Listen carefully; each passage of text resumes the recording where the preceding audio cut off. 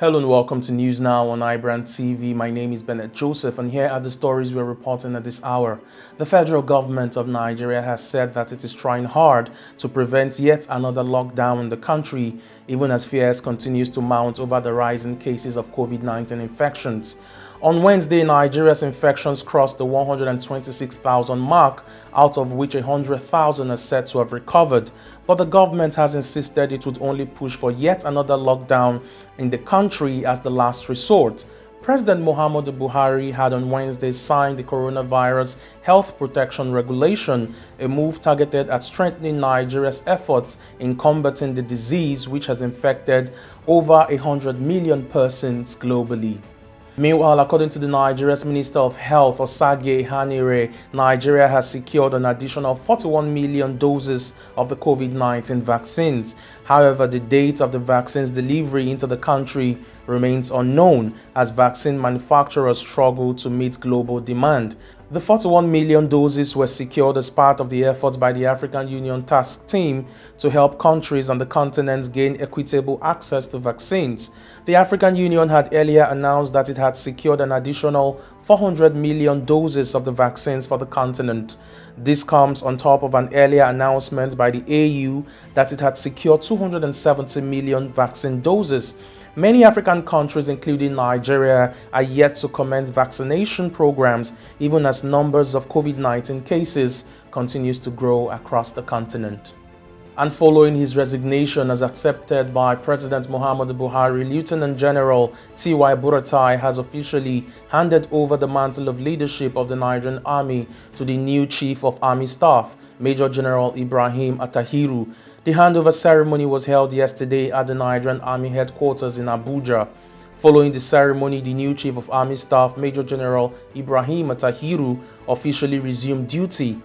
Addressing the new Chief of Army Staff and other service chiefs, President Muhammadu Buhari had charged them to be patriotic in the discharge of their duties, stressing that Nigeria is in a state of emergency. Hence, the new service chiefs must serve with great dedication. Meanwhile, human rights lawyer Femi Falana, senior advocate of Nigeria, says the nation has continued in its habit of operating under an atmosphere of impunity while speaking on the appointment of the new service chiefs. Mr. Falana stated that the appointment of the new leaders of the armed forces of Nigeria without the confirmation by the two chambers of the National Assembly constitute a disregard for the rule of law. Mr. Falana, who was a guest on Channels Television Sunrise Daily, said the provisions within Section 218 of the Constitution empowers the National Assembly to approve the appointment of service chiefs. According to the human rights lawyer, the new service chiefs have only been nominated by the President and are awaiting confirmation by the legislators. Meanwhile, the presidency has responded to the Transparency International's Corruption Perception Index, which placed Nigeria at 149 out of 180 countries surveyed. The Transparency International data indicated that Nigeria's corruption situation had worsened. However, in a statement, presidential spokesperson Garuba Shehu suggested that the President Muhammadu Buhari administration deserves credit for its fight against corruption in the country. According to Garuba Shehu, the Transparency International report is not an accurate portrayal of the facts on ground. Meanwhile, in business, the Federal Executive Council has approved a total of 9.4 billion naira for various projects including power and road construction. Briefing journalists at the end of the meeting presided over by President Muhammadu Buhari at the State House in Abuja, the Minister of Industry, Trade and Investment, Niyi Adebayo, also revealed that the Federal Executive Council had approved the National Quality Policy. The policy, according to the minister, will see to the establishment of quality testing centers and laboratories in the country to reinforce quality in exported products. And still in business, MTN has said that it has commenced the enrollment for National Identification Number. MTN Senior Manager External Relations Funsho Aino told journalists that it had secured Nigerian Identity Management Commission license for NIN enrollment and had begun enrollment in some of its centers in Lagos, Port Harcourt and Abuja. He noted that MTN had invested in acquiring devices aligned with the NIMC standard.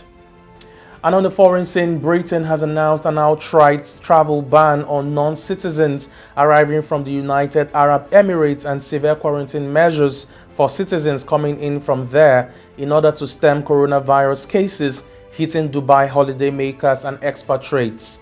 Transport Secretary Grant Sharp said the UAE has been added to the government's red list amongst other countries, including Burundi and Rwanda, from 1 p.m. on Friday, 29th January 2021. And in sports, Senegalese forward Sadio Mane netted a goal late Thursday night as Liverpool defeated Jose Mourinho's Tottenham Hotspur 3-1 to record their first win in their last 6 Premier League games. The English champions had not scored in their last 4 league games, but Jurgen Klopp said he recognized his side again as their front three sparked back into life after Roberto Firmino ended a 492 minutes goalless drought in the first half of stoppage time. And that wraps it up for us on News Now on iBrandTV. For more news stories, do visit our website, subscribe to our YouTube channel, like and follow all of our social media platforms. I am Bennett Joseph, and I'll see you again next time. Bye for now.